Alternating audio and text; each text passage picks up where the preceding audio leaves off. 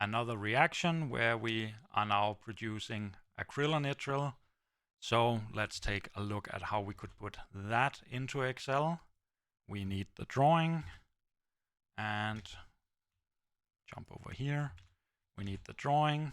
We need that piece of information. There we go. For later use. And you can see I've already generated part of the Excel sheet. So I have my stream with my feed and my product. If we look at our feed, 10% of that, 12% of that. Oxygen, again, I know that I have 78% air, and I know 21% of that air is oxygen. So I just multiply those, do the same for, what's it called, nitrogen. There we go. The last ones are 0. And I know I'm sending in 100 moles. If I want to calculate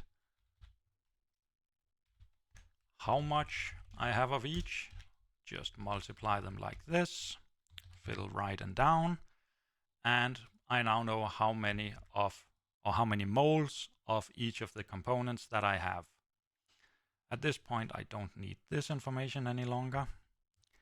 So I'm going to grab all of the different components that could appear, and I'm going to paste them transposed.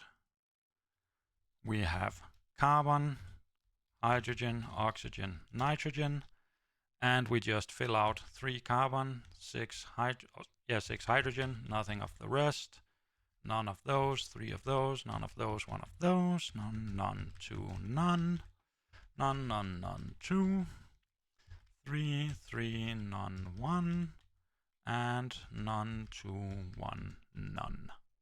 There we go. Let's move these out of the way. There we go.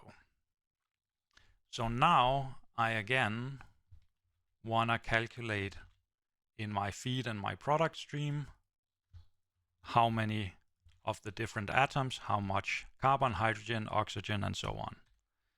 So again, the lovely sum product function. I want to take the number of moles of my different components. I want to take the transpose of my, oh, can I do that? Yeah. Transpose of that one. Finish off my parentheses. Fill right and down. And what are my unknowns? Well, I don't know how many moles I'll end up with. Technically, I don't know any of these. So, oh, one too far. I have to set up the balances. So carbon entering minus carbon exiting, fill it to the right. So oxygen in and out, so on. 4 equations, 1, 2, 3, 4, 5, 6, 7 unknowns. Jesus, we're in trouble. So let's see what we can change, or what we can do to help ourselves. First of all, nitrogen doesn't appear anywhere in this reaction. So that means whatever nitrogen enters has to exit as well. No change to that. And when I say nitrogen, N2, the amount of N2, the amount of nitrogen in our air. So that means this and this, these two, have to be the same. Now I could change it if I wanted to, or I can just create an N2 equation down here, an N2 check, where I basically say what comes in here minus that one should give me 0, because then they are the same. So if this had the value 61.62, this would be balanced. The next thing I can do is I can, what's it called? What the hell is it called? I can look at which one of my components is in the limiting reagent, so the one we assume will be fully converted. So for that we need our, oh, we have that somewhere, don't we? Nope. Okay, we'll just grab it over here. We need our equation so we can look at that. Here we go. So if we look at our equation and we look at the stuff that's coming in, the first two, they react 1 to 1. Clearly, this is the limiting reactant of those two. Then we compare this with this one.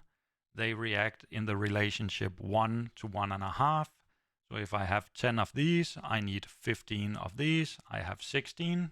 So this is my limiting reagent. That means if I assume it's fully converted, I can change the percentage to 0. It's no longer an unknown. Leaves me with 1, 2, 3, 4, 5, 6. 1, 2, 3, 4, 5. What did I do wrong?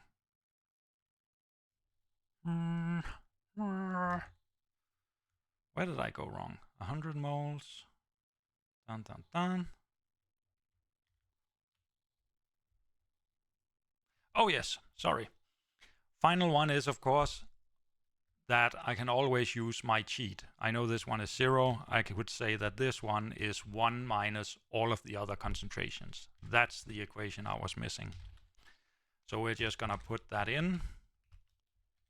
The percentage of ammonia is going to be 1 minus the percentage of all the others. This is no longer an unknown. 1, 2, 3, 4, 5. 1, 2, 3, 4, 5. Everything looks fine. Go to data and solver. And we're just going to say I want my nitrogen balance or my nitrogen equation to be 0. I want all of the others here to be 0. And we're allowed to change all of these values. With a bit of luck, Excel finds a solution.